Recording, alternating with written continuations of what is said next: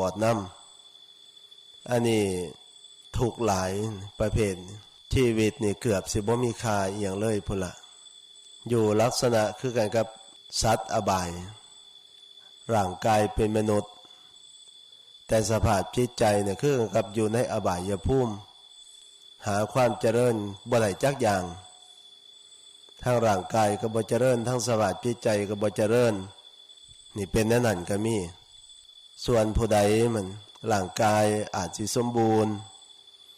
แต่สภาพจิตใจอาจสิบ่สมบูรณ์อันนี้ก็บ่ต่างอีหยังกับพวกเปรตอีกประเภทหนึ่งประเภทใดนี่ประเภทที่โภคสมบัติมากมายมหาศาลแต่บ่ค่อยได้อยู่ได้กินลักษณะนั้นสภาพจิตใจนี่หาสมบูรณ์บ่ได้เลยคือหมายถึงความเย็นความเยือกเย็นแห่งจิตใจความผ่องใสแห่งจิตใจสิบ่มีจังซี่ถึงว่าสิอยู่ในโภคสมบัติปกครองโภคสมบัติเครื่องกับเปรตเฝ้าทรัพย์ลักษณะจังซั่นเพราะฉะนั้นจังหาความสุขก็บ่ได้ที่นี่บางคนร่างกายอาจสิบ่สมบูรณ์อาจสิตาบอดหรือหูหนวกเป็นต้นแต่ว่าสภาพจิตใจนั้นสามารถที่อยู่ด้วยความสงบเย็นได้อาศัยศีลอาศัยธรรมเป็นข้อปฏิบัติก็สามารถที่อยู่ด้วยความสงบเย็นได้ถือว่าร่างกายมันจะเป็นไปตามเหตุตามปัจจัยของบาปที่มันปรากฏผลบาปปรากฏนี่น่าคิดคำว่าผลบาปมันปรากฏนี่มันบ่ปรากฏแต่สภาพจิตใจอย่างเดียวมันบ่งบอกฮอดอัตภาพร่างกายวิบากของกรรมเนี่ยมันสามารถที่เฮ็ดให้คนเฮานี่แตกต่างกันได้โดยที่บ่มีสิ่งใดที่ต้านทานมันได้เลยนะวิบากกรรมเนี่ยจะว่าความจริงอยู่น้ำพอน้ำแม่ก็เกิดน้ำพอน้ำแม่คู่เดียวกันก็แทนที่สิคือกันจังซี่นะก็บ่คือความจริงเฮาเอาแม่พิมพ์เนี่ยรอปูนก็ดีรออีหยังก็ดีออกมาเนี่ยคันแม่พิมพ์มันยังปกติคือเก่าอยู่นี่มันบ่บิดมันบ่เบี้ยวเนี่ยมันก็สิออกมาคือกันก็สิบ่ต่างอีหยังกันว่าซั่นเนาะรอออกมาอย่างเขาเจ้าเฮ็ดพระพุทธสันติสุขเฮาจังซี่500องค์500องค์นี่เฮ็ดมาคือกัน100องค์ก็เฮ็ดคือกันคือเขาเจ้าอัดรูปมาจังซี่ล่ะฟิล์มใบเดียวแผ่นเดียวกันก็อัดออกมาก็คือกันอันนี้ความจริงมันเป็นอย่างนั้นแต่ว่าคนเฮานี่แม่พิมพ์อันเดียวกันแม่คนเดียวกันคนหนึ่งเป็นหญิงคนหนึ่งเป็นชายคนหนึ่งสูงคนหนึ่งต่ำคนหนึ่งดำคนหนึ่งขาวคนหนึ่งร่างกายสมบูรณ์คนหนึ่งอาจจะร่างกายไม่ค่อยสมบูรณ์คนหนึ่งอาจสภาพจิตใจเยือกเย็นแต่คนหนึ่งอาจจะมีสภาพจิตใจที่เป็นทุกข์เดือดร้อนจังสั่นก็มีความจริงแม่ผู้เดียวกันนี่ก็น่าสิคือกันแน่อยู่บ่น่าสิแตกต่างกันหลายแต่ว่าคนเฮาเนี่ยมันบ่ได้ว่าบ่ได้หมายความว่าเฮามันอยู่ในแบบพิมพ์อันเดียวกันบ่แม่นแม่เนี่ยเป็นผู้สร้างความจริงนะแม่บ่ได้สร้างลูกพ่อก็บ่ได้สร้างลูกแต่ว่าปรารถนาอยากได้ลูกคือกันทั้งพ่อทั้งแม่พ่อก็ปรารถนาแม่ก็ปรารถนาอยากได้ลูกแต่ว่าพ่อนี่ก็เลือกบ่ได้แม่ก็เลือกบ่ได้คันพ่อแม่เฮาสร้างจริงนะสร้างเองอีหลีนั่นเพิ่นก็คือสิบ่สร้างเฮาออกมาแล้วลำบากดอกเพราะว่าความหักของพ่อของแม่นี่ปรารถนาเป็นอย่างมากคือความสุขภาพ สุขภาพกายสุขภาพจิตของลูกสมบูรณ์พ่อแม่จะต้องสร้างอยากให้ลูกนี่มีความเจริญทั้งร่างกายและจิตใจอันนี้คือความปรารถนาของพ่อของแม่คันเพิ่นสร้างเองอีหลีนั่นทั้งพ่อทั้งแม่นั่นเพิ่นก็สิเฮ็ดให้พวกเฮาทั้งหลายนี่เป็นผู้มีความงดงามบ่มีหม่องติพุ่นล่ะสมใจพ่อสมใจแม่ที่เพิ่นฮักเพิ่นแพงที่เพิ่นถนอมมาแต่ว่ามันบ่เป็นจังซั่นความจริงถึงแม้ว่าเฮาทั้งเบิดนี่แหละอาศัยสัมภวธาตุของบิดามารดาสัมภวธาตุของบิดามารดานี่บวกกันแล้วก็เป็นเหตุเป็นปัจจัยให้วิญญาณคือวิญญาณของผู้ที่จะมาเกิดนะสามารถที่จะเกิดได้คันสัมภวธาตุของพ่อของแม่บ่สมบูรณ์บ่ก็บ่มีสิทธิ์สิเกิดคันพ่อผู้ใดสร้างบาปมาแม่ผู้ใดสร้างบาปมาย้อนไปกินแต่ลูกเขาพบก่อนชาติก่อนเนี่ยขาแต่ลูกนกลูกหนูลูกปูลูกปลาขาแต่ลูกกบลูกเขียดขาสารพัดขาลูกเขานั่นกินไข่เขาแหละยังบ่พ่อกินหอดแม่เขาก็มีทั้งเถื่อคันทำกรรมตัวนี้มาบาปกรรมตัวนี้มันให้ผลกระเสียเพศแต่พ่อแม่นั่นเป็นหมันบ่สามารถที่ได้ลูกอีกนี่ชาดกอันนี้มีมากมายอยู่ในพระไตรปิฎกพุทธเจ้าพระองค์ทรงยกมาเป็นตัวอย่างให้เนื้อความนี่กระจ่างชัดเจนแต่ว่าพ่อแม่เพิ่นบ่สามารถที่เฮ็ดจังซั่นได้ลูกเกิดมาจังได๋พ่อแม่ก็ต้องหักต้องแพงบางเทื่อนี่พิการเนี่ยพ่อแม่ยิ่งสงสารหลายกว่าผู้อื่นพ่อแม่ก็ยิ่งสงสารหลายเพราะว่าซอยตัวเองบ่ได้บางเทื่อก็ดีพ่อแม่จะต้องเอาจิตเอาใจเป็นพิเศษย่านลูกหน่อยเนื้อตำใจย่านลูกบ่สบายจิตสบายใจอันนี้คือความหักของพ่อของแม่แพงปานดวงตาดวงใจจะว่าเห็นพ่อแม่บางคนเนี่ยเมื่อบ้านแต่ละเทื่อเนี่ยผ้าเน้นเข้าไปเยี่ยมบางเทื่อมีโอกาสไปเยี่ยมย่อมป่าจันส่วนยายน่ะก็เป็นเสียสักข้างหนึ่งย่างบ่ได้แขนก็ใส่ได้ข้างเดียวบัดนี้มีหลานผู้หนึ่งเกิดขึ้นมาพอก็หนีซะหนีจากให้แม่เป็นผู้เบิ่งลูกนี่พอบางคนมันก็เป็นนั่นพอหนีไปแล้วนะลูกแรกๆมันก็สมบูรณ์แน่อยู่พอมันไข่ขึ้นมาแล้วจะมันเป็นอะไรบัดนี้ก็เลยเป็นเหตุให้สุขภาพร่างกายน่ะใส่งานบ่ได้เลยเดี๋ยวนี้10 กว่าปีเกือบ20 ปีแล้วยังนอนอยู่ตลอดส่วนยายก็ลูกบ่ได้มีแต่ลูกนั่งได้แล้วก็ช่วงแล้วมีเหือมีแห้งในจังหน่อยก็อยู่กับหลานเวลาสิเอาเสร็จนั่นเสร็จนี่ให้หลานกับมือเดียวน่ะแก่กันไปเบิ่งแล้วเป็นตาเบิ่งแต่ว่าแม่ก็โอ้ยเอาใจใส่ว่าซั่นเถาะพี่ๆน้องๆก็คือกันให้ความเมตตาให้ความเอ็นดูสงสารพอแต่เกิดมาบ่ทันได้ย่างจักเทื่อเดี๋ยวนี้ยังนอนอยู่คันเฮาไปนี่หัวอักเบิ่งโทรทัศน์หัวอยู่อักอันนี้ไปเบิ่งแล้วก็เป็นสิ่งที่น่าคิดอันนี้พ่อแม่เพิ่นสั่งให้เฮาบ่ได้ตัวนี้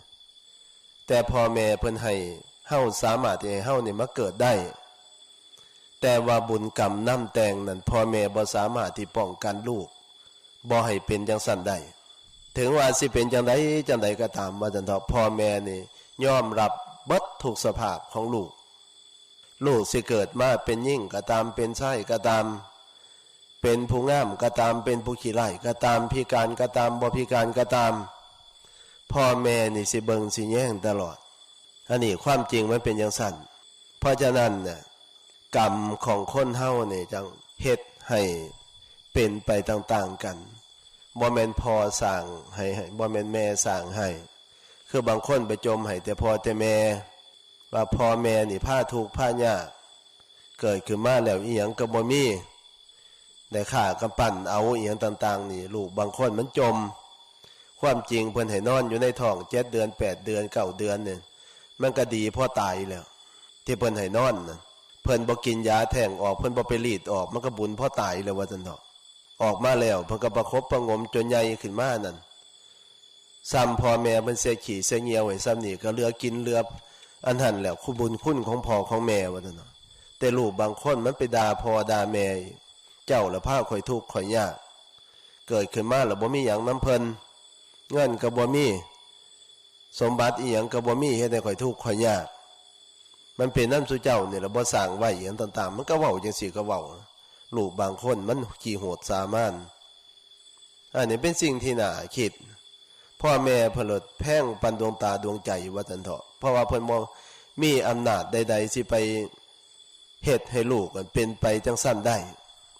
มันกรรมของไผของมันลูกก็สั่งมาพ่อลูกพ่อแม่ก็สั่งมาพ่อแม่เพราะฉะนั้นลูกผู้ใดนี่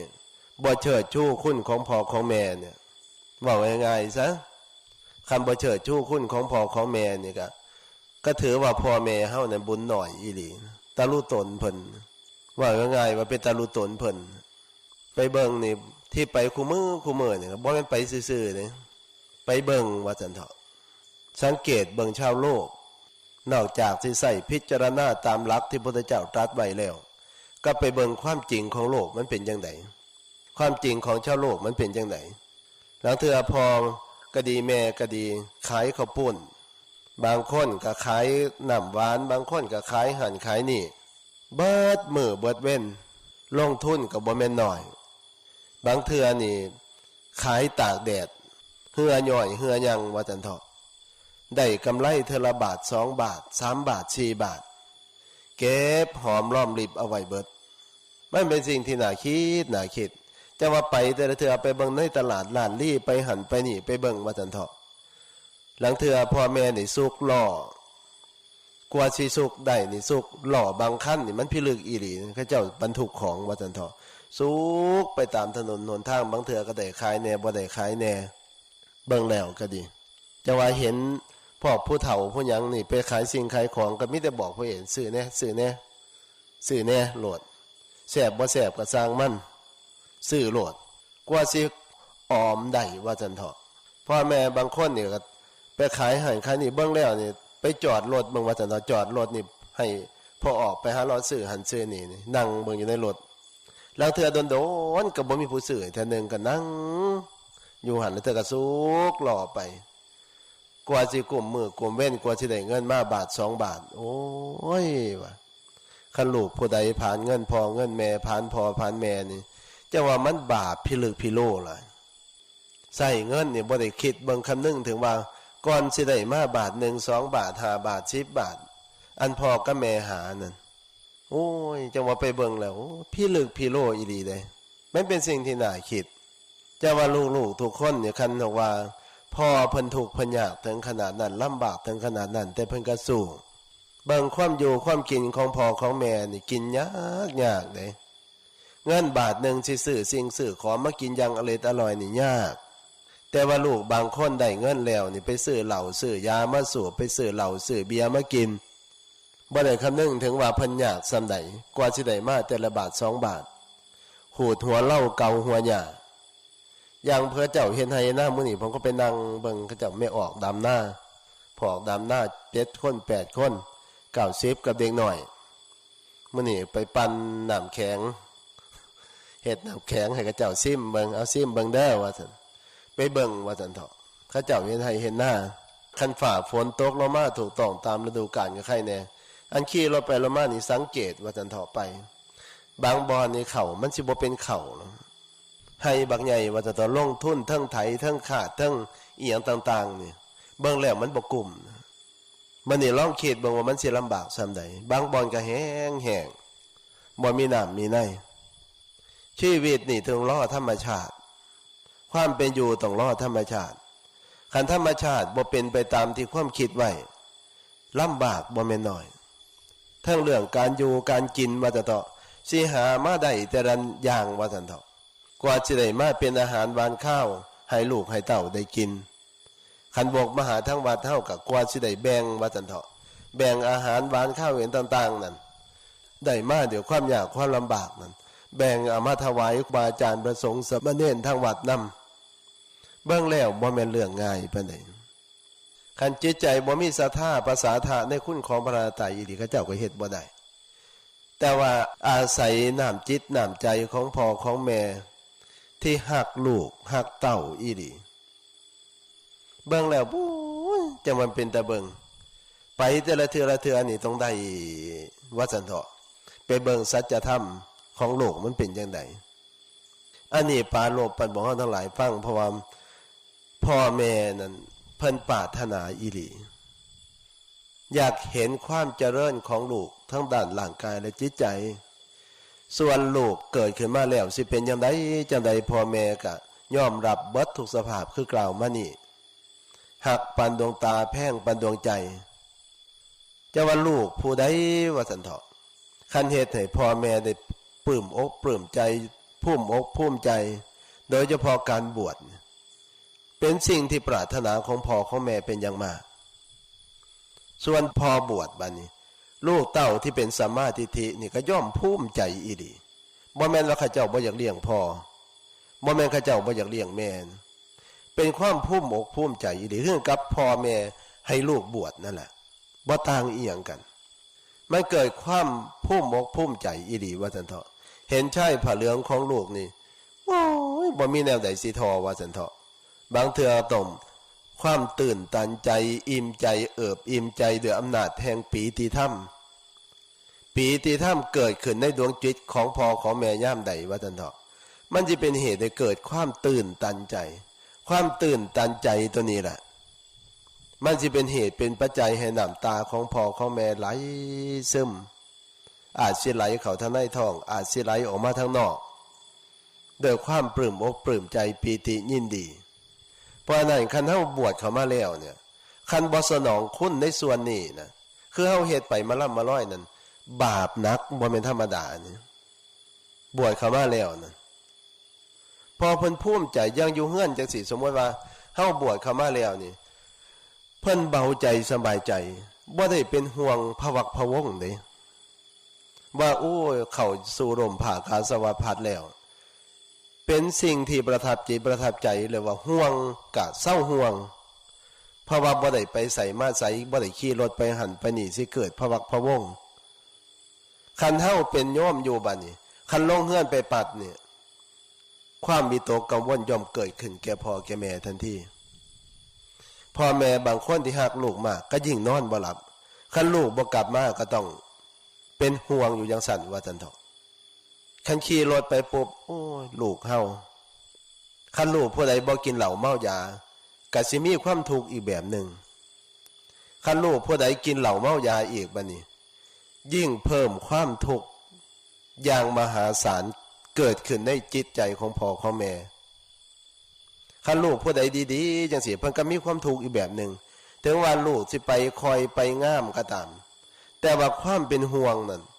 บ่เคยเหือดแห้งไปจากดวงจิตดวงใจของผู้เป็นพ่อเป็นแม่บ่เคยเหือดแห้งไปจากดวงจิตดวงใจว่าซั่นเถาะคันลูกเต้าอยู่ดีสบายอยู่เฮือนอยู่ซ่านเนี่ยเพิ่นจังนอนตาหลับสบายอันนี้คือความเป็นห่วงแต่ว่าคันเฮาบวชเข้ามาแล้วบัดนี้คันว่าเฮาประพฤติดีปฏิบัติชอบอยู่ด้วยความสงบเสงี่ยมคันพอบวชบัดนี้ลูกเต้าก็ภูมิใจคันว่าพอบวชเข้ามาแล้วพอบ่ได้เรื่องอันนี้ลูกก็บ่อยากเข้าวัดเด้สังเกตเบิ่งพ่อไม่ออกว่าเนาะคันเข้าก็เข้าแบบนึงนั่นอยากอายเพิ่นคันลูกบวชลูกบ่ค่อยเข้าทางเข้าทางปานใดคันพี่น้องมาก็มาแบบนึงเด้บ่แม่นมาด้วยความภูมิใจเด้ยังมีวิตกกังวลอยู่ว่าซั่นเถาะ